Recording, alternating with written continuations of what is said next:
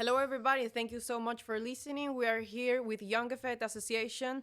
This is our first podcast for Erasmus Plus opportunities. So we are here with Anes, Avis, Fatima, Nicole, Deborah in the training course, The Greench, about environmental sustainability.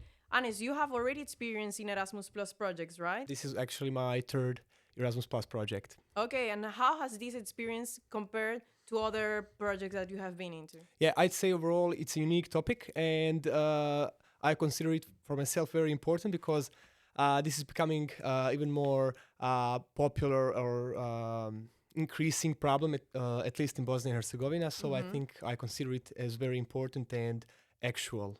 Okay. And now that you're talking about the problems that you have seen in your country, also, like, how do you think this project contributes to improving the situation in your community?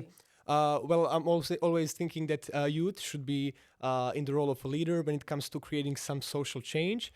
So I'm very grateful to the organization because we were provided with this opportunity. So three young people from my country, including myself, will actually use this knowledge later in our local communities through our NGO engagement and through our engagement in our local communities. Okay, so can you tell me now, like, at least one thing that you take back home with you from this project? Well, first I'll focus on an amazing, I'd say, good case practices, which I learned from other participants, and also I learned a lot about that from like their countries. And I'm also led by the idea that we from Bosnia and Herzegovina can also bring those ideas in our country and then try to implement it. Okay. What was your favorite activity? My favorite activity was DIAS. That's the activity where we were divided based on our country of residence, and then we analyzed what has been done when it comes to acting sustainably in last 70 years in our countries. And after we defined what activities have been done, then we had an opportunity to check what happened in the other countries in the same period, and then we tried to find similarities and also to find like what were the practices in other countries which were useful, and as I said, which we are going to or try at least to implement in our countries. Okay, thank you so much. So I hope this training course inspired you to keep going to more Erasmus Plus opportunities and that you take this back home and inspire other people in your community. Thank you, Anes, for Thank you. coming here. We're here with Chris. He's a participant from Bulgaria. Chris, thank you for being here. Can you tell us where are you coming from? Which is your association? So, hello everybody. I am from Association Inspiration. I am from a medium-sized city in Bulgaria. What is your role in this association? I am a volunteer. We in the youth parliament.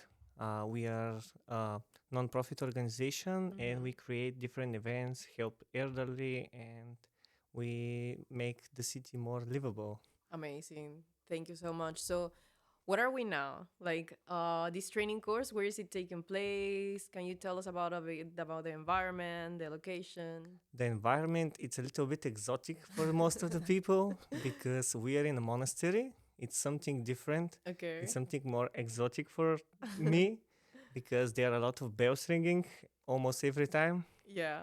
and it's a really beautiful place. We're in Castelletto di Cugiono, and it's amazing. The people, the views, and everything. Well, tell us a bit about like the general schedule of this training course. We had some study visits, some inside sessions, outdoor sessions. How did it go? The program, it's not that packed.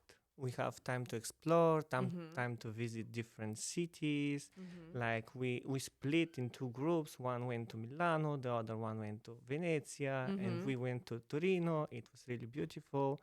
And we had some different games first to get to know each other. Then we went into the topic of sustainability. It was really fun.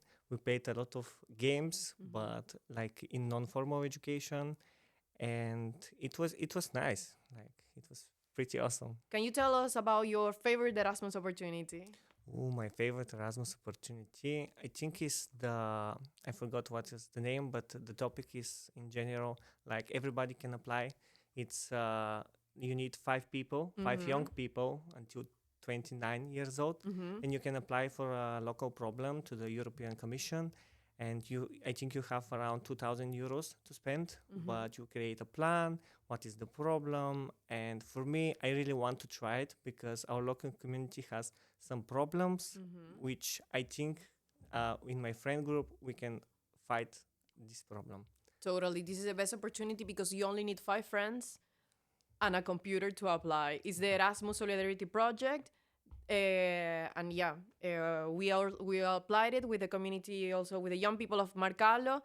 We got funded, and now we're implementing this project. It's called Open Library. Also, if you wanna find a little bit more information about it. But yeah, thank you so Amazing. much, Chris, for participating, and I hope you keep going to more Erasmus projects and yeah, take back to your community all the things we learned here. Thank you. Thank you very much.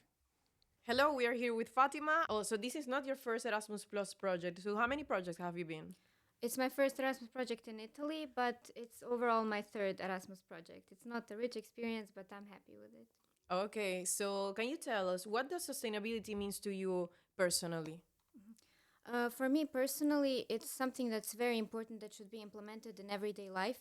But as you said, I come from Bosnia and Herzegovina. We are very educated about the topic, but we are not really implementing it. So I'm trying to learn something new to get myself educated so I can share it with my community, with my friends and everyone, so we can implement these practices and implement the habits in our everyday lives. So what's one habit that you implemented before in your life on how to be more environmental sustainable? Yeah. I'm not really good at it, but I tried. I started shopping secondhand, but I'm trying to fight fast fashion. But honestly, I should start doing a lot more. For example, here I learned how to separate trash. Before I didn't really know where things really went because there are some tricky ones. But yes, I will definitely focus on that and creating a compost. Also, we are here during this week. We are here in an area like very green area. Yes, I love it. Did you see some relation between like the topic of the project and the environment we are in right now? Oh yes, definitely. Everything here is so clean from what I've noticed.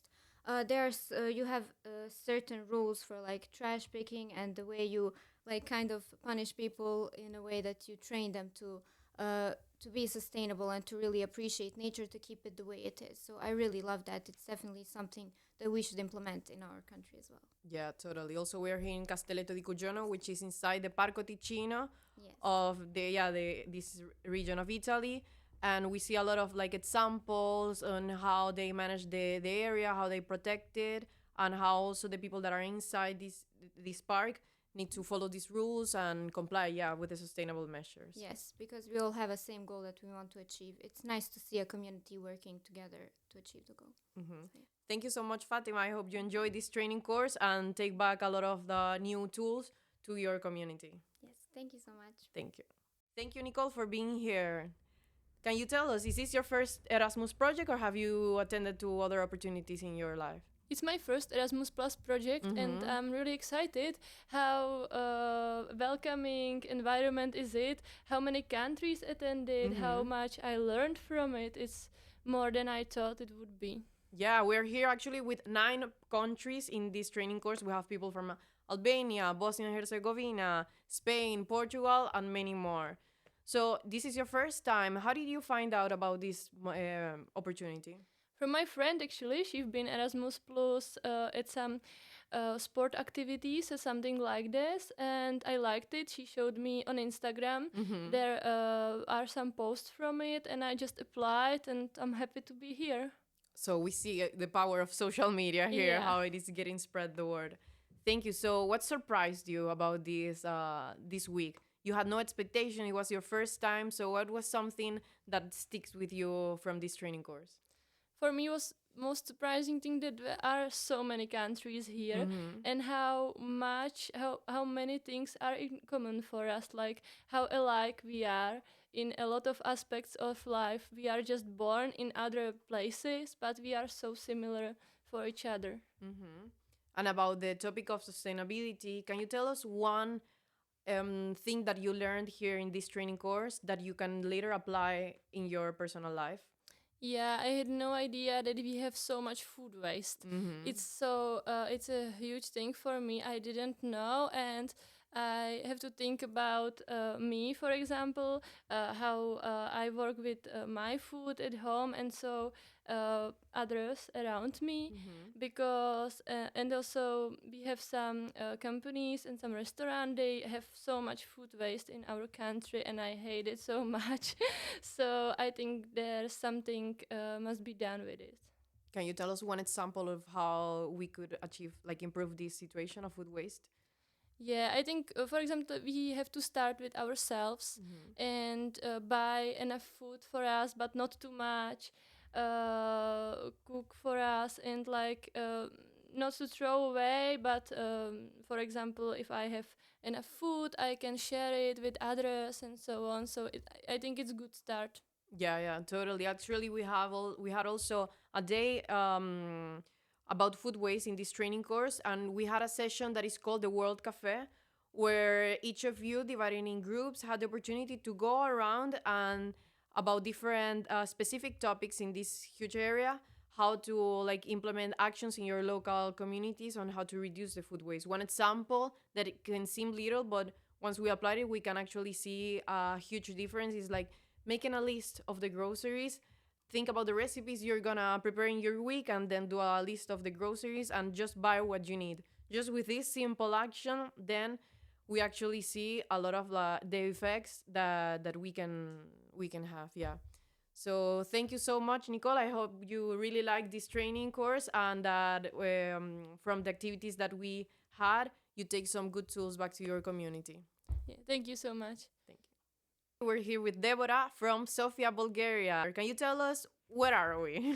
Yes, so first, thank you for having me here. Actually, we're in Cojono, in near Milan. Yeah. Great. So how do you find out about the first project that you attended? So the first ever project actually was my geography teacher. Okay. And he was like, "Oh, Debbie, I know that you love traveling, and now you're on this age between 18 and 29, I think. So that's the border of the age gap." And he was like, "You need to join a lot of different groups. There are private groups, for example, in social media like Facebook or something like that." So I joined and applied. I wrote a motivation letter or something like that. And I was the chosen one, let's say. It was super nice because, you get this international level of friends and experience through Erasmus projects. It's free. I mean, you could work, study at the same time as me and just enjoying that you're a youth. Yeah, actually, a lot of people confuse the Erasmus of the university with the Erasmus projects that we have. Who can apply to these training courses and youth exchanges? I think everyone like me, and you could be just a student, you could work, or you just can be a random guy enjoying life and wants to find out what he or she wants to do in the future. So it's super useful. And for example, if you want to find something about yourself, Yeah, totally. There are no requirements for you to attend these opportunities. They are fully funded by European Union, so there are no limits. Everyone can apply. We have the training courses, which are no age limit and that are for youth workers. And then we have also the youth exchanges that, we have a limit until 30 years old because, youth exchanges, okay? But you can do as many as you want in your life, and there are different topics. So you need to have a little bit of interest in the topic to learn about it, to implement these actions in your home, and a minimum level of English just to communicate with others. So, don't be afraid to join. It's totally free for everyone.